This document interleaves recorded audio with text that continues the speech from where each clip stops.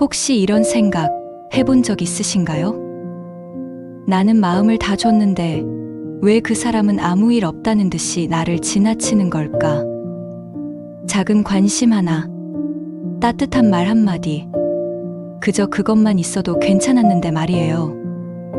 기대는 때로 우리의 마음을 가장 깊게 다치게 만듭니다. 무언가를 바라고 준 순간부터 우리는 외로워질 준비를 하게 됩니다. 주고 싶어서 시작했지만 돌아오지 않는 마음 앞에 우리는 자주 서운해집니다. 생일마다 챙겨준 친구가 있습니다. 정성껏 선물을 고르고 손편지도 써본 적 있습니다. 하지만 내 생일엔 단 한 통의 메시지도 없을 때가 많았습니다. 아, 잊었구나 하고 넘기지만 속에서는 조용한 울림이 남습니다. 가족도 마찬가지입니다. 자식에게, 배우자에게 오랜 시간 정성을 다해왔지만 그들이 바쁜 일상 속에서 나의 존재를 당연하게 여길 때 나는 어디에 있는 걸까요? 주는 것이 받는 것보다 복되다라는 말이 있습니다. 하지만 아무런 반응 없이 흘러가는 관계 속에선 그 복됨조차 느껴지지 않을 때가 있습니다. 나는 단지 내가 건넨 마음이 의미 있었기를 바랐을 뿐입니다. 상대가 반드시 똑같이 돌려주지 않더라도 내가 주었다는 사실이 헛되지 않았다고 느끼고 싶었습니다. 그 마음, 당신도 느껴본 적 있지 않으신가요? 사람들은 말합니다. 주는 게 더 기쁜 거야. 기대하지 않으면 실망도 없어. 하지만 진심을 내어준 사람은 압니다. 아무리 마음을 비우려 해도 돌아오지 않는 반응 앞에서 우리는 흔들린다는 걸요. 처음엔 고마워하던 사람도 시간이 지나면 그 호의가 당연해집니다. 처음엔 미안하다며 연락하던 사람도 어느 순간부터는 아무 말 없이 사라집니다. 그리고 결국 그 관계는 조용히 멀어집니다. 남겨진 쪽은 허무함만을 품은 채 홀로 감정을 수습해야 하죠.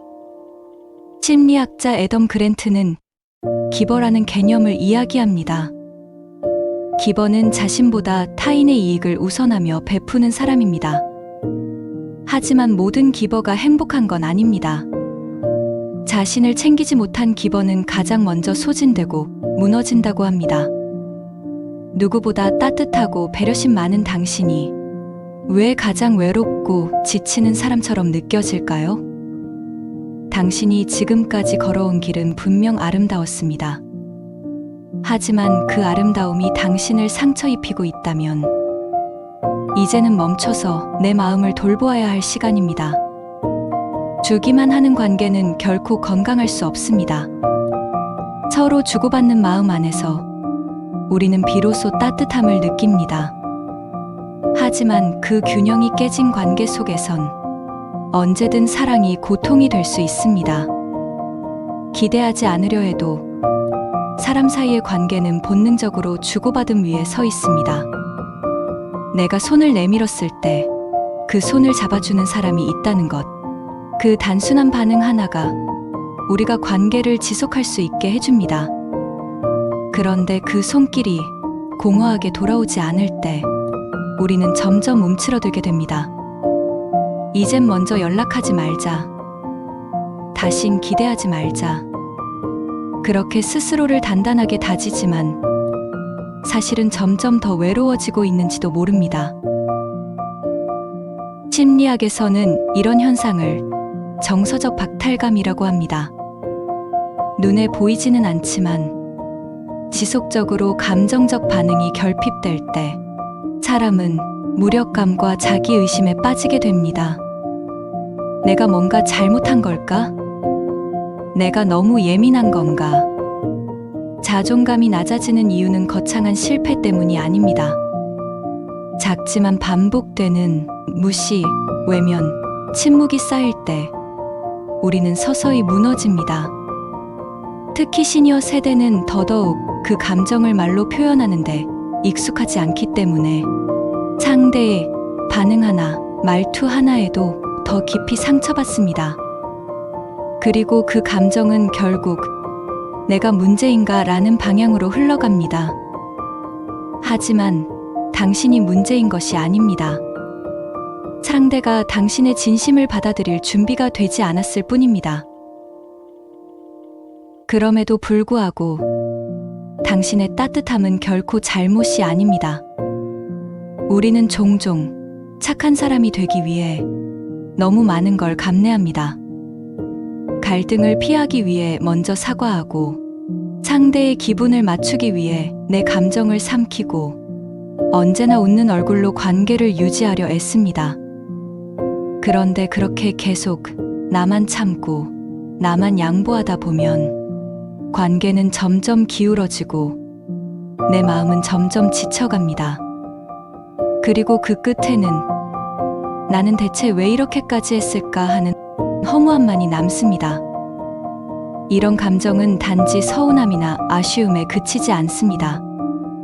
자존감의 붕괴로 이어지기도 하고 사람에 대한 신뢰 자체가 무너지는 계기가 되기도 합니다. 심리학에서는 이를 관계 피로라고 부릅니다. 애써 맺은 관계가 오히려 내 에너지를 앗아가고 내 존재 가치를 의심하게 만들 때 우리는 그 관계를 유지할 이유를 잃게 됩니다.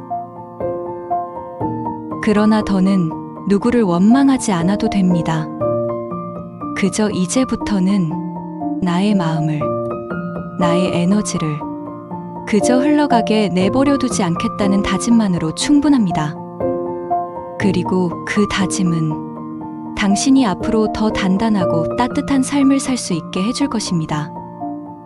어쩌면 우리는 너무 오래 남의 기준에서 인정받으려 애써왔는지도 모릅니다. 그 사람이 날 좋아해줬으면, 이 관계가 나를 필요로 했으면 하는 바람으로 내 마음을 있는 그대로 보여주기보다는 조금 더 착하고 조금 더 괜찮은 모습만을 꺼내 보여주었습니다. 하지만 그 모습이 진짜 나일까요? 상대가 원하는 사람이 되려고 할수록 우리는 점점 스스로를 잃어갑니다. 진짜 감정은 감추고 진짜 말은 삼킨 채 그저 좋은 사람이라는 평가만 남기고 돌아섭니다.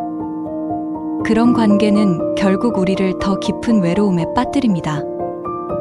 함께 있어도 외롭고 대화에도 공허하며 내가 아닌 누군가의 그림자처럼 살아가게 됩니다. 심리학에서는 이를 자기 소외라고 합니다.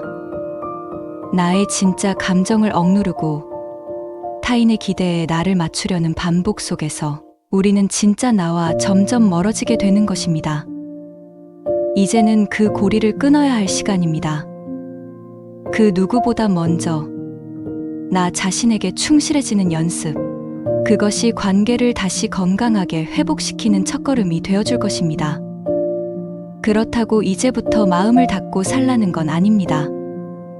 마음을 주는 일은 여전히 소중하고 인간 관계의 본질이기도 합니다.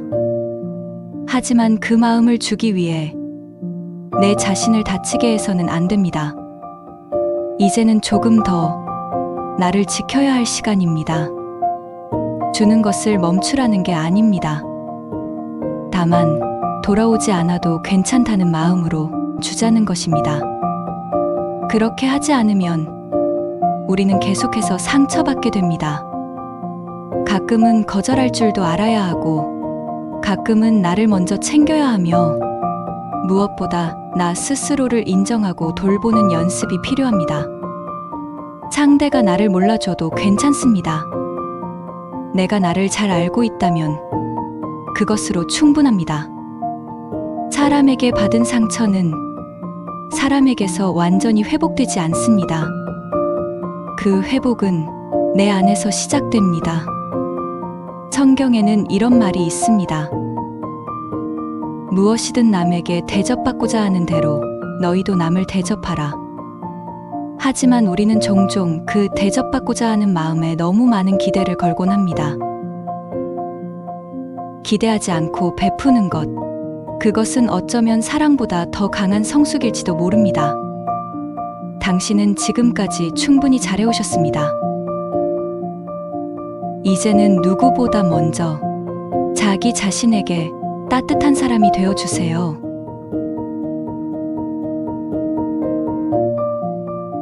괜찮지 않은 날엔 그냥 조용히 다녀가셔도 괜찮습니다. 마음의 쉼표는 늘 여기 있을게요.